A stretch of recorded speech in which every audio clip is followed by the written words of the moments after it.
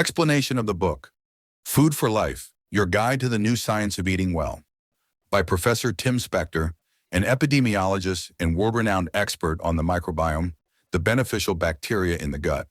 This book is one of the most comprehensive books that sheds light on the relationship between food and health from a modern scientific perspective.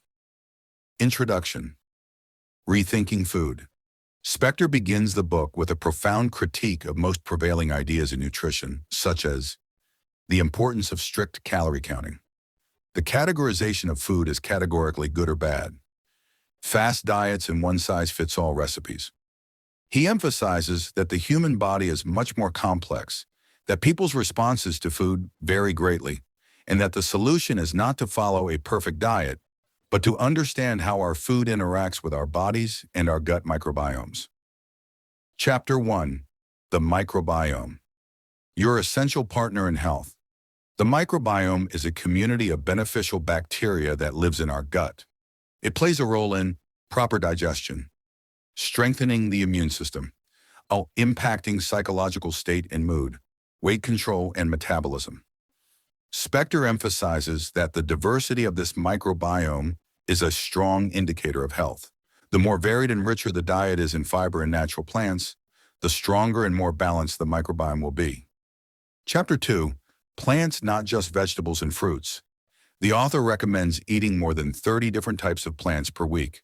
This doesn't just mean vegetables and fruits, but also includes whole grains such as oats and quinoa, legumes such as lentils and beans, nuts and seeds, and herbs and spices.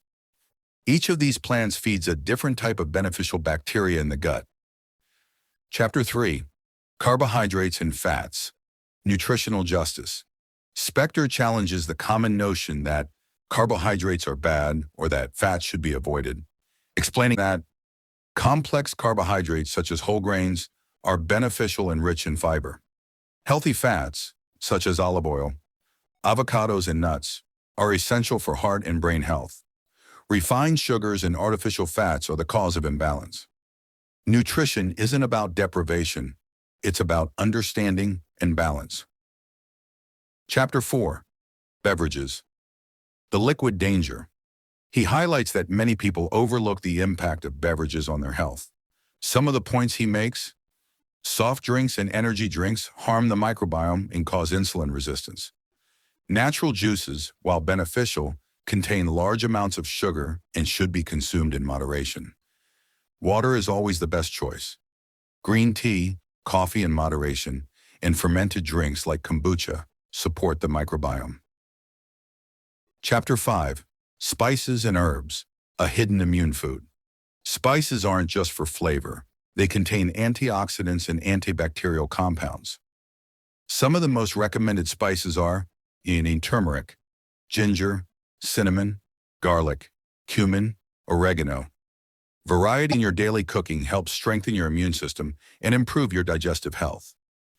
Chapter 6. Ultra-processed foods. The real enemy.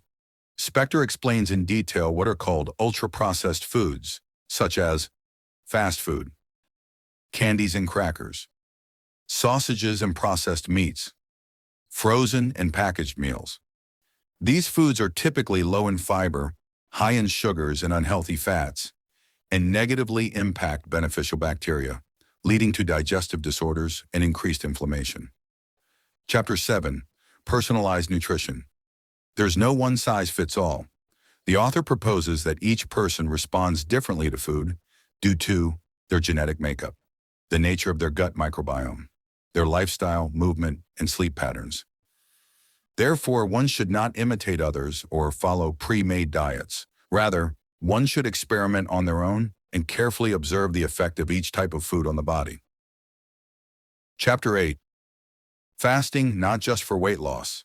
The book discusses intermittent fasting from a scientific perspective, indicating that it may help control appetite, improves insulin sensitivity, supports the microbiome if done moderately and thoughtfully. However, the author does not recommend excessive or random fasting, but rather encourages what is called flexible fasting or time-controlled eating. Chapter 9. How to get started. The book concludes with a series of practical, actionable tips.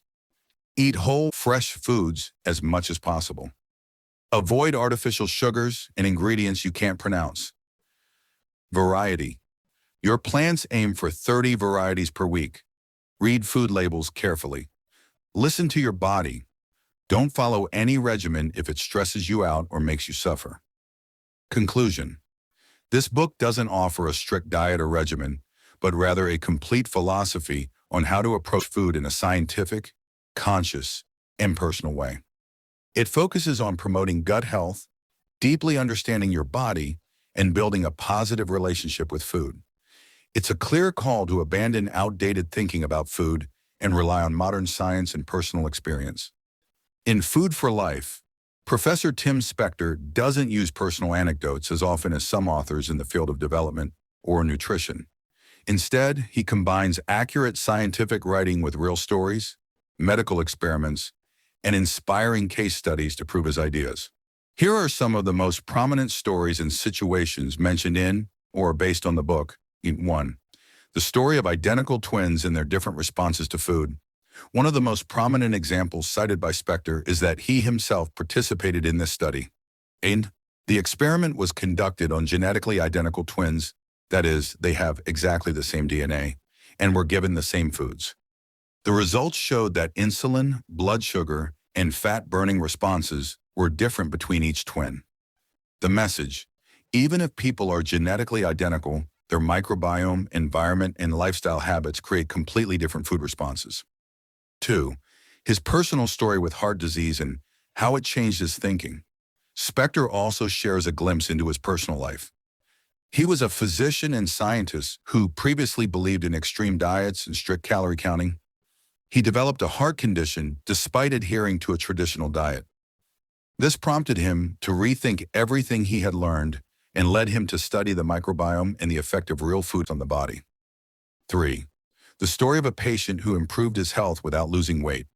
He recounts the case of a patient who suffered from diabetes and digestive problems. He followed a diet rich in fiber, plants, and a diverse microbiome. He didn't lose much weight, but his biomarkers improved, such as blood sugar, cholesterol, blood pressure, and energy. Conclusion. Weight alone is not the most important indicator of health, but rather internal metabolism and microbiome health. 4. The child whose microbiome was destroyed by ultra-processed foods.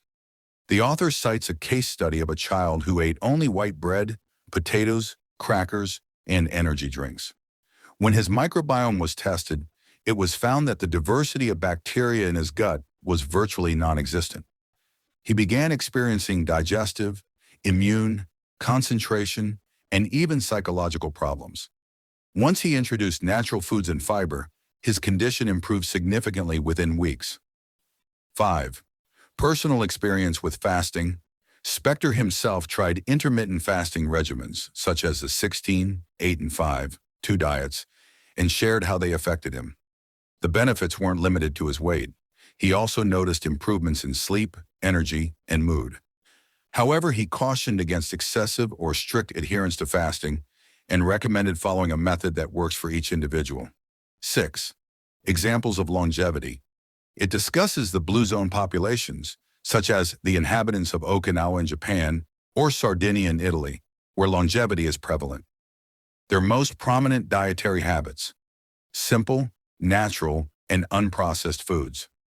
Plenty of legumes, vegetables, and spices. Very little red meat and sugars. Meals are eaten together and slowly. Lesson: health is not just what you eat, but how you eat, with whom, and in what environment.